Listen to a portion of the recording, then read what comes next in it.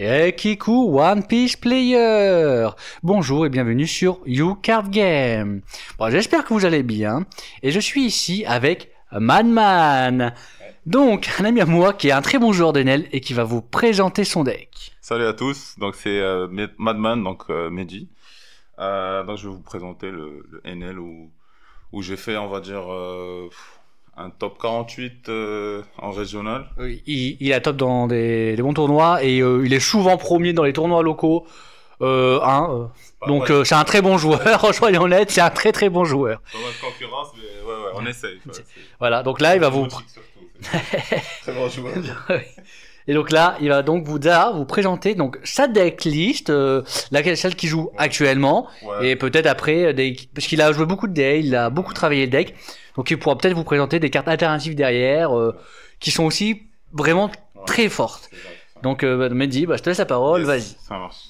Bon du coup on commence par, moi je commence par les counters. Les counters 2000, donc sans surprise, alors Flampé, on play. Qui va jamais faire son effet on play dans les late games face à Blackbeard bien sûr, mais vraiment draw une carte de ta vie et draw une carte de ton deck, c'est très très important, surtout face à, allez on va dire Black Yellow par exemple, Black Yellow, Nami, parce que tu veux vite descendre à une vie, deux vies pour pouvoir utiliser tes Raigo, tes Ace au moins ils auront les rush, les Ace 10 ils auront au moins les rush, ça va être un peu plus simple pour toi de poser un gros temps et taper derrière, pas poser un gros temps et taper à 6 ou 5 et ne rien faire. Donc Flampé c'est sans surprise, vraiment jouer, je pense c'est une carte qui est jouée dans tous les jeunes, hein. Je pense que c'est une certitude. Après moi je joue en one-off la Yori, parce que de base je joue 4 fois Flampé. Mais j'ai fait une fois Yori parce que c'est déjà arrivé dans certaines games où littéralement je perds et je pose une Yori, je pose un event à 0 et je gagne. Du coup, voilà. Donc, ça m'est arrivé le nombre de fois que vraiment je pense que je vais pas l'enlever du deck. Ouais, donc je pour rappel pour Yori, son effet, c'est que tu prends le top ou bottom, si c'est pas de conneries, de ta vie, puis tu peux mettre une carte de ta main au top de tes PV. Donc en gros là, comme il a expliqué, c'est que il peut récupérer une carte parce qu'il sait pas ce que c'est sa carte. Et puis il met au top, là late game il a plus de vie, il met au top un event à 0 qui a un trigger qui lui permet de récupérer un PV et dire mon gars tu vas pas me tuer maintenant. C'est ça. Des fois même un BG ou un truc, enfin ça dépend, mais vraiment c'est vraiment juste parce que tu sais que le tour d'après tu le tues. Voilà. C'est juste pour ça. 4 BG donc pas besoin, pareil, d'expliquer par rapport à cette carte. Cette carte, je pense qu'elle est tellement détestée dans le jeu que c'est une carte qui va, voilà, dans tout le deck jaune, voilà. Je pense que tout le monde est d'accord. Et l'effet trigger, en fait, c'est... alors, il n'y a pas d'effet on play. Donc, il n'y a pas d'effet on play, c'est un 3-3000. L'effet trigger, c'est... quand ton adversaire en fait il t'attaque, tu prends la vie, l'effet trigger pardon, c'est tu bloques l'attaque de soit un caractère soit le leader lui-même. Donc par exemple un exemple où c'est déjà arrivé justement face à Bonnie, parce que je pense que Bonnie c'est l'un de mes pires match-up avec Blackbeard, où le Zoro 9 il m'attaque une fois, donc je prends ma vie, je fais l'effet NL etc, il m'attaque une deuxième fois et littéralement j'ai deux cartes à la main, donc je peux pas dépasser plus que 9000 de counter. Et ma dernière vie, c'est un BG et je gagne. Voilà. Donc, donc ouais, voilà, faut être un peu chanceux, mais en même temps, voilà, c'est pas. Donc le dernier counter 2000 pour moi, donc moi je joue 12 parce que j'ai déjà essayé 11, j'ai déjà essayé 10, 11. Je suis pas trop fan. J'ai l'impression que j'arrive pas trop. Je les ai plus dans mes vies que dans mes mains. Donc je sais pas pourquoi. 4 Frankie, donc pareil, pas d'effet on play, 4-5 000, c'est trop hâte. Effet trigger, donc si t'as une vie au moins, tu le poses sur le board et tu draws une carte. Donc, ou tu draws une carte, après tu le poses, pardon. Donc il faut faire... Donc ça c'est les effets... Enfin c'est pardon les counters 2000. Donc 12, comme j'ai dit. Après on va passer à tout ce qui est effet on play de Banish, donc la Onami. Donc aussi l'effet trigger qui est vraiment très fort. Parce que pareil avec Yori tu peux la mettre dans tes vies pour forcer le trigger. Voilà. Et pour rappel, pour l'effet on play, c'est qu'il peut donner banish au leader ou à un joueur. Ce qui fait que, pour exemple, on est C'est T2, on a gauche second, on a Kadon, on la joue, on met Banish au leader et il tape à 7. Ça fait mal. Et pour le trigger, elle permet de KO à un personnage qui a un cost de 5 ou moins. Donc les decks qui sont très agressifs, ciao bye bye. C'est ça, exactement. Donc Dofi, par exemple, s'il est trop aggro, Jinbei sur Weevil, il tape TV à 7000. Tu lui, par exemple, t'as un trigger Onami, tu KO le Weevil, et du coup, le tour d'après, t'es sûr que le Jinbei il va être reste, donc tu peux taper dessus, donc t'as KO deux trucs en faisant rien du tout techniquement, t'as gagné une vie. T'as perdu une vie techniquement, une carte. Donc, carte pour moi très forte, même avec Katakuri, on peut les mettre, à un moment quand on est à Jidon, on peut très bien la jouer pour donner un banish, par exemple, à un gros temps. Par exemple, on a une Yamato, 9000 banish, en jouant un Katakuri, on la remet dans nos vies, rebelote, après, elle peut quand même 5 ou moins. Donc vraiment, c'est interminable, quoi, mais bon, dommage, elle est pas à Wano. Parce qu'elle serait bien passée quand il y avait Momonosuke à une époque. Et donc ça, c'est pour Nami, donc ça, voilà. Deuxième côté, donc j'ai une bloqueuse, donc là, le bloqueur, c'est le seul bloqueur dans le deck. Et donc Shirahoshi 2-0, counter 1000, c'est une bloqueuse, et quand elle est KO par effet, je regagne une vie. Donc ça vraiment, vraiment, vraiment très fort face à Noir, vraiment, vraiment fort face à Blackbeard, face à... Blackbeard pas trop parce qu'il peut negate son effet, donc techniquement en edge game elle sert pas trop à quelque chose, mais elle peut te sauver. Vraiment très fort face à Lucci, face à on va dire tout ce qui est noir, mais quand c'est un peu de purple, etc. Donc il y a des top notes, il y a des trucs qui peuvent éviter le KO par effet. Ouais, mais de toute façon, donc, ça veut dire clairement que si t'as un deck qui est KO par effet, c'est le but du deck, tu gagnes il va être énervante, quoi. Ouais, c'est ça. En fait, à chaque fois, tu gagnes une vie, vraiment. Bello Beatty et tout ça, ça déteste, c'est impossible. Ils vont jamais te tuer tant qu'ils n'ont pas géré ce bloqueur. Et pareil, donc 2-0, on sait jamais. C'est un counter 1000. Après, face à bleu, etc., moi, je la pose jamais. À cause des lots, à cause des Josu, à cause de tout ce qui existe en bleu. Voilà, hein, j'ai envie de te dire, ces cartes-là, ça sert à rien. Des fois, ouais. Des fois, c'est juste pour KO, tu vois, les amis, etc. On va arriver à ça, mais bon. Sinon, il y a la Bonnie, donc en one-off. Alors honnêtement, je l'ai mis parce que j'ai enlevé les Shirahoshi. Parce qu'avant, je mettais les Shirahoshi, donc cost 5, 0, donc avec le trigger de draw 3, de play discard, pardon, et de draw 3 et trash 2. Donc ça, c'est l'effet on-play. Et en fait, Bonnie, elle sert vraiment, vraiment face à, par exemple, on va dire Blackbeard, etc. Les decks qui vont plus prendre leur vie tôt. Même face à un miroir NL, elle est vraiment très forte parce que du coup, on va dire, tu recycles ta main. Donc, quand elle a un down x1, tu draws une carte et tu trashes une carte de ta main. Mais il faut que l'adversaire, il prenne sa vie. Donc, il faut qu'il prenne sa vie. Donc, tu peux uniquement faire cet effet quand c'est ton tour et quand elle a le down collé. Donc après, quand elle a le down collé, c'est une 5000. Elle peut attaquer potentiellement, on va dire, des fois, c'est sur un 5000 que tu perds ou tu gagnes. Donc ça, c'est pour ça. Après, on va passer à la partie où on commence à monter un peu les costs. Donc ça, Gedatsu, on play, tu KO un caractère avec le même nombre de vies de ton adversaire, mais je suis moins fan dans la méta actuelle. C'est juste parce que le deck, je l'ai mis vraiment basique, le plus basique possible. Mais vraiment, dans la méta actuelle, je trouve que Gedatsu, il sert pas à grand chose. Peut-être après, je sais pas. Mais perso, je le remplacerais bien par peut-être augmenter certaines ratios des Bonnie ou des NL Rush et jouer sur des Kami. Mais bon, c'est Gedatsu en tout cas. C'est la base. Sortir en OP5, et ça c'est pas. Autre cost 5 que je joue et. Dans celui-là, par contre, il a un effet trigger. Donc, c'est Luffy, 5-6000 Egghead. Activate main. Si tu as 2 vies au moins, tu KO un 4 au moins et tu draws une carte. Donc, ça, c'est vraiment, vraiment pas mal parce qu'avec NL, tu as toujours 2 vies au moins. Et le problème, c'est que pareil aussi dans la méta actuelle, les 4 au moins, il y en a moins. Enfin, Dofi, merci. Mais la voilà. méta, quand même, qui joue beaucoup de 4 ou moins. Exactement. Cette carte, pour moi, elle est très forte, mais dans Black Yellow, voilà, parce que tu la vois, je pense, 10 fois en une game. Je peux te dire que tout est 4 ou moins, c'est charme. Hein, et le leader en face est à 7000. Donc vraiment très forte, pour moi, dans un autre leader. L'effet trigger, pardon, j'ai oublié, l'effet trigger, ça KO un 4 ou moins. Et du coup, tu ne draws pas une carte.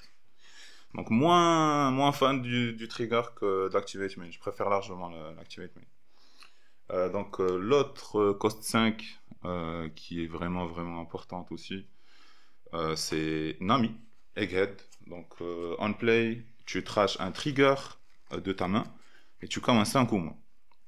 Donc, vraiment, vraiment, vraiment très fort parce que, on va dire, des leaders un peu aggro ou il te faut plus de temps pour arriver à tes 8 downs. Si tu es second, par exemple, allez, on va dire tu es à 6, tour d'après, tu sais que tu es à 8. Par exemple, tu joues face à un purple ou quelque chose qui rampe facilement. Tu sais que tu peux commencer un J ce tour-là. Tu trash une Nami ou un trigger, un event à 0, quoi que ce soit. Et le tour d'après, tu sais que tu es à 8 et tu peux mettre le Luffy Taro, par exemple, dans ses vies. Tu as géré le tour d'avant à 5J. Donc vraiment, très très forte. Par contre, il faut faire attention à ne pas trash trop les BG et les Frankie Counter 2000 de la main parce que il y a des cartes trigger qui vraiment sont importantes. Ça m'est déjà arrivé, je trash un Rego sur Nami, parce que je vais gérer un Cavendish face à Bonnie, et le tour d'après, il me pose un 0-9. Et j'ai perdu. Donc, voilà. Donc Nami, pareil, je pense, vous savez, pas trop de surprise. Et oui, pardon, l'effet trigger. L'effet trigger, j'ai oublié aussi l'effet trigger. C'est, tu joues, enfin, tu fais l'effet on play, c'est juste que du coup, elle n'est pas jouée sur le board. Donc, moins intéressant. J'ai l'impression que tout ce qui est Egghead, c'est moins intéressant. Pourquoi? Parce que c'est supposé être pour Vegapunk et revenir sur le board et faire des effets, etc. À gauche, à droite. Alors, donc là, c'est ça. Là, on va passer un peu au gros temps, on va dire les, bah, les gros temps, les gros costs, etc. Pour moi, la carte la plus stylée du deck, parce que vraiment face à noir, c'est un cauchemar. C'est un cauchemar, sauf si la personne joue cauchemar Luffy, donc Nightmare Luffy, c'est un problème, ou Luffy tout court sur le board qui te permet de ne pas faire l'effet de NL. Donc l'effet de NL, quand il est joué, donc tu payes 7, il a le rush automatiquement, donc pas de condition. Tu peux le faire avec Katakuri, Pudding, pareil. Et une fois par tour. Donc une fois par tour, donc c'est surtout quand c'est le tour adverse, parce que je pense que quand c'est ton tour, il va jamais revenir à la main ou se mettre en bas du deck, sauf si par exemple ça arrive avec des Nami, des Twink. Quand tu attaques sa vie, il chope des Twink, il te renvoie un 7 ou moins à la main. Ça peut arriver, tu fais l'effet donc quand c'est ton tour. Mais la plupart du temps, c'est quand c'est le tour adverse. Donc face à noir, c'est très fort. Tu traches une vie, il reste sur le board. Et donc le rush 7-7000 et c'est le leader quoi. Voilà. Il fallait bien une carte comme ça. Alors après je joue 4 Katakuri. Alors avant je jouais 3. Pendant une période je jouais 3 parce que la carte elle était trop chère. Mais là j'en joue 4 parce que je peux le faire. Mais en vrai je peux facilement la jouer à 3. Mais c'est vrai que face à certains leaders, on va dire, si tu veux, allez, Purple Luffy, on va dire Purple Luffy, même le Black Purple Luffy, face à Blackbeard, ça sert à rien, face à Nami, ça sert à rien, c'est juste des bodies en plus, soi-disant, pour pouvoir taper derrière après et lui faire dépenser des cartes à la main. Voilà, c'est Katakuri, on play, tu mets un 8 ou moins dans tes vies, ce qui veut dire que si par exemple tu es à 0 vie, tu n'as que lui à la main, tu peux le poser. Si tu n'as rien sur le board, il se met lui-même dans les vies. Donc déjà la carte, juste ça pour moi, elle est très très forte. Vraiment, vraiment, elle est très très forte. Donc ça m'a déjà sauvé, mais voilà. c'est pas si important que ça, mais c'est juste une vie des fois, ça change tout. Katakuri, après j'ai les 4, Yamato. Alors pareil, sans surprise, je pense Yamato est tellement connu. Je pense que c'est une carte OP4, donc un peu vieille. Donc effet on play, si tu caves d'abord un caractère avec le nombre exact de tes vies et le nombre de ton adversaire, et si tu as une vie ou moins, tu te rajoutes une vie. Donc voilà, si tu as 2 vies, tu peux pas te rajouter de vie, mais voilà quand même. Donc vraiment NL, vu que le style du deck il est un peu joué comme ça, faut jamais techniquement voilà attaquer. On n'attaque pas beaucoup les vies de l'adversaire. On joue plus les Gedatsu, les Nami, etc. pour pouvoir après poser ça quand l'adversaire il a 5 vies ou 4 vies pour pouvoir KO les plus gros trucs quoi. Que ça soit plus intéressant, l'effet Yamato. On va pas KO des Rosinante, bloqueur à 2. Ouais, des fois ça sert. Et donc pour finir, le dernier gros temps, sans surprise, je pense aussi c'est une carte un peu détesté, mais voilà.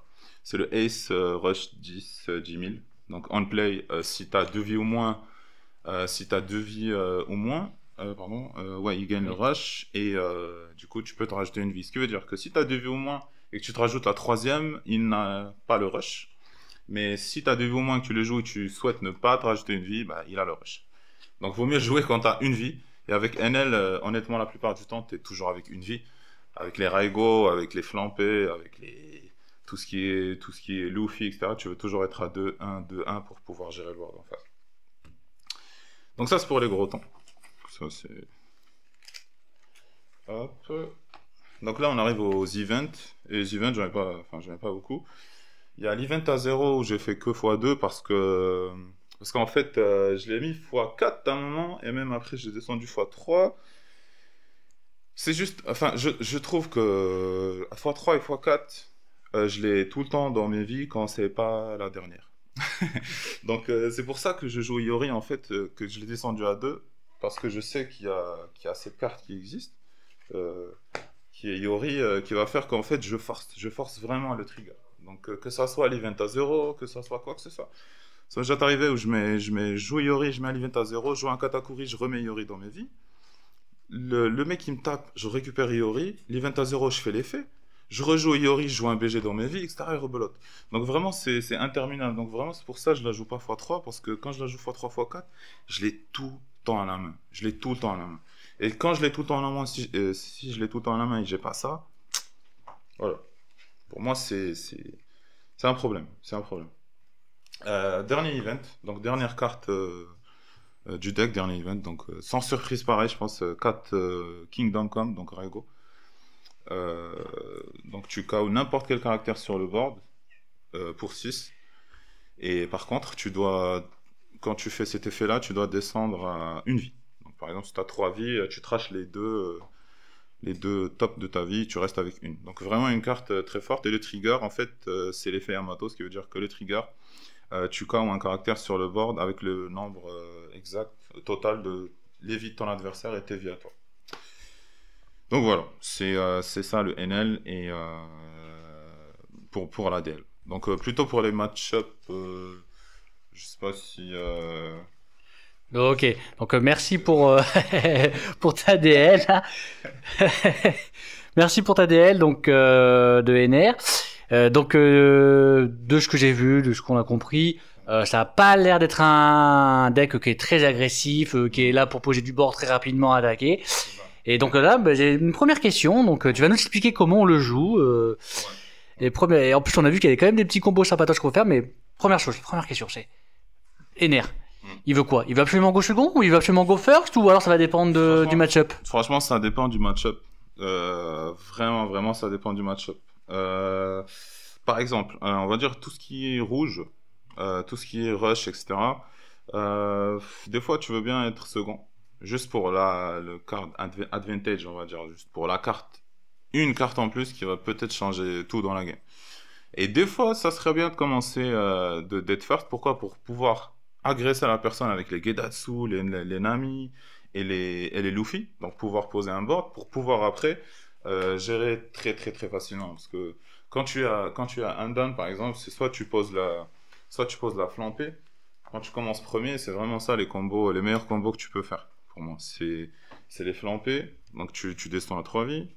Le tour d'après, t'es à 3 down, donc tu peux taper quelque chose sur le board ou n'importe ce qui... Tu t'adaptes à la situation. Et après, tu peux commencer à poser donc Nami, ça ou ça. Donc préférable ça d'abord et après ça et ça.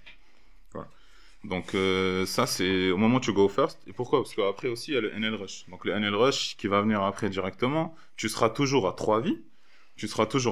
Potentiellement sûrement une de ces cartes sur le board. Et derrière, tu vas reposer quelque chose qui est comme le NL Rush, qui va venir et qui va littéralement juste rester sur le board. Genre, tu n'attaques pas avec. Tu n'attaques pas avec, sauf si, vraiment... Pour moi, NL, dans tous les cas, tu n'attaques pas l'adversaire uniquement si tu lui fais perdre des cartes de la main ou un avantage... je sais pas comment il a cet avantage-là sur toi, sur la game, mais il faut que tu fasses ça. Il faut pas que tu attaques ses vies pour qu'il qu'il ait des cartes en plus, faut pas que je sais pas, tu KO des cartes qui rajoutent des vies, etc. Enfin, ça dépend encore de la situation, mais je pense que NL, il faut vraiment être patient. Laisser les cartes actives et après commencer à tabasser. Enfin, après commencer à attaquer parce que vraiment, faut être patient, faut être très patient. Parce que vraiment, le nombre de vies de ton adversaire fait que tu gagnes la game. Littéralement. Tes triggers font que, oui, mais le nombre de vies de ton adversaire et aussi les choix qu'il fait, ça te fait gagner la game. Franchement, ça te fait gagner la game. Et là, c'est vraiment go first. Donc, pareil, 1, on passe à 3, on passe à 5 rapidement, on passe à 7, on pose le NL, donc le NL rush. Et après, directement, boum, allez, Yamato. Donc, si on a laissé le mec avec 5 vies, par exemple, depuis le début de la game, ou même 4, littéralement, tu KO tout. Tu KO tout sur le board, il lui restera toujours un gros temps ou un gros truc qu'il va pouvoir poser à chaque fois, que tu vas pouvoir te débarrasser après avec ça, en laissant ça sur le board. Et voilà, enfin, faut pas donner l'avantage à l'adversaire, parce que quand on attaque l'adversaire, justement, on donne vraiment un très grand avantage. Donc vraiment, face à Blackbeard, par exemple, tu veux être second, parce que tu veux pas qu'il pose le Chichi 10 le plus tôt possible, parce que voilà, sinon c'est un problème. Derrière, il va te poser les Burgess que tu vas pas pouvoir gérer, et Chichi 10, tu peux pas faire ton effet leader. D'ailleurs, l'effet leader, c'est Activate Main, donc une fois par tour, par contre, quand c'est le tour adverse. C'est pas ton tour, mais quand c'est le tour adverse, si tu descends à 0 vie, tu traches une carte de la main, d'accord? Et tu te rajoutes une carte du haut de ton deck dans tes vies. Donc vraiment, c'est pas mal, mais faut gérer. Parce qu'avec Enel, faut vraiment gérer. Des fois, on peut vite ne plus avoir l'avantage des cartes contre l'adversaire et ça peut très mal se terminer. Par exemple, des Purple Luffy qui sont très aggro. Si je peux pas gérer les Luffy Taro ou les Sanji avec les Nami ou quoi que ce soit, vraiment c'est GG, parce que même mes gros temps, ils ne servent plus à rien. Ils ne pourront plus KO quoi que ce soit parce qu'il va prendre ses vies trop tôt, poser des gros temps, et après au pire des cas, il va poser une ligne 9 pour remonter à 2 vies. Mayamato, elle sert plus à rien. Enfin voilà, c'est des trucs, voilà. Ça dépend. Nami, alors on va parler de Nami par exemple. Nami, c'est mon pire match-up, je trouve. Même Blackbeard, c'est gérable, même si voilà. Mais Nami, c'est vraiment le pire match-up, parce que sauf si dans la DL par exemple, on joue sur des cartes, on va dire entre parenthèses, comme la Lin. Donc ça, on va dire c'est un petit side, mais c'est voilà, c'est juste face à certains leaders. Mais bon. La Robin par exemple aussi. Bon, ça c'est l'event des Rishi, mais bon, ça on va venir après. Et vraiment, ça c'est des cartes qui vont pouvoir juste, au moins, Nami, vu que tu sais qu'au début, toi tu ne vas jamais rien faire. Même si tu l'attaques au début, si tu go first, c'est un vrai problème. Et si tu go second, bah voilà, enfin, ça change pas grand chose pour moi. Ça change vraiment pas grand chose. C'est pas comme si, voilà, t'as un avantage de malade. Vraiment, ça change pas grand chose. Donc littéralement, ces cartes-là, en fait, font que là, Nami, elle aura un choix de... Voilà, c'est soit elle trash 2 cartes de la main, soit elle trash sa vie. La plupart du temps, ils trashent leur vie. Sauf s'ils ont que des Impend Down All Star ou je ne sais quoi à la main. Mais ça, c'est rare parce qu'ils veulent les utiliser pour les gavel. Donc vraiment, ils trashent leur vie. Et la Robin aussi, donc Counter Mill, etc. On play, si ton adversaire a 3 vies ou plus, tu lui trashes une vie. Celle-là, elle est vraiment pas mal. Pourquoi? Parce que si on joue des Rishi derrière, on peut la search. On peut la récupérer. Donc, tu récupères 2 cartes trigger quand tu utilises des Rishi pour 3. Donc, des fois, tu peux récupérer Raigo et ça. Donc, franchement, ça arrive un Zoro 9 sur le board où le Raigo, tu es sûr de le voir 4 tours d'après. Quand tu poses des Rishi, tu l'as direct et après, c'est fini. Ça, c'est très important. Vraiment, cette carte, elle est vraiment très bien. Pour moi, OP10, etc., pour moi, elle va être un peu jouée, mais voilà. Donc, ça, c'est pour moi, pour les Nami. Voilà, pire match-up pour moi, vraiment pire match-up. Bonnie aussi, c'est très fort. C'est très fort Bonnie, mais c'est gérable. Voilà. Donc voilà, je sais pas si... Ouais, donc de ce que j'ai compris, Enel, c'est un jeu de patience, quoi. Si tu veux jouer Enel, c'est-à-dire qu'il faut que tu sois patient, quoi. Ouais. Tu sais que tu prends ton temps, tu poses tes cartes, tu y vas tout doucement. Patient, vraiment patient. Ne pas se dire une petite attaque à 5-6. Voilà. Il faut aussi apprendre à ne pas agresser l'adversaire, à dire des fois, l'adversaire il a 5 PV, il va garder 5 PV pendant 5, 6, 7 tours, histoire d'arriver en late game tranquille. Exactement, Donc. ça peut arriver des fois, t'es à 3 downs, t'es à 5 downs, t'es à 7 downs, t'as rien posé, tu fais que je passe. Parce que t'as déjà ta stratégie, tu sais ce que t'as à la main et tu sais ce que tu veux faire. Après, Ok. voilà. D'accord. Donc un petit rappel, si vous voulez jouer NL, soyez très patient. Ah, ouais. Mais c'est un deck, et moi, je l'ai vu, et enfin, toute la team l'a vu en tournoi, qui peut faire des gros résultats, bah, comme on vient de le dire de 15 fois d'affilée, du moment Ouais, qu'on est c'est- patient. c'est ça. Je vous remercie d'avoir regardé la vidéo. J'espère que ça vous a plu. N'hésitez pas à commenter. Peut-être que vous voulez jouer NL, ou peut-être que vous avez joué NL, vous avez une NL différente, une façon de jouer différente, ou alors que juste comme beaucoup, et j'en fais partie, qui rage à chaque fois de l'affronter, parce que le dernier PV, t'as l'impression qu'il y en a 15. Soyons C'est ça, honnêtes. c'est ça. C'est pas fini parce qu'il y a OP11 qui arrive. Donc, les gars. Voilà. Donc merci à vous dans tous les cas d'avoir regardé la vidéo, et passez une très bonne journée.